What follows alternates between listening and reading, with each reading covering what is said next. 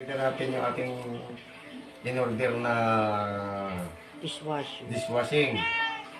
Ito po ay isang 8 litrong tubig at ito po ihalo natin.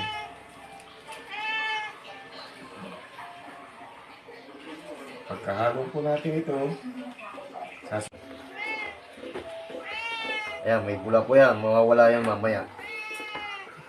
Ito po ay magsasalo na sa buke.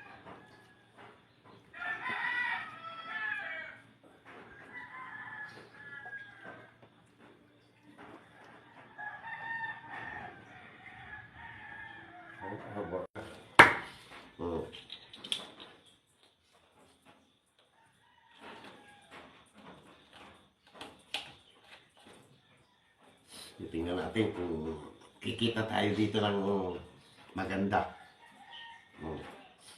Lahat papasukin natin para tayo 8 tayong bottle doon sa isang timpla. Ito na po ang ating finished product. Magandang umaga po sa inyo. Kung gumawa ng ganito at kumita ay mag-chat lang po kayo, mag-message kayo sa akin at ibibigay ko sa inyo ang detalye kung saan natin nabibili ang mga sangkap sa paggawa ng dishwashing. Ito po yun.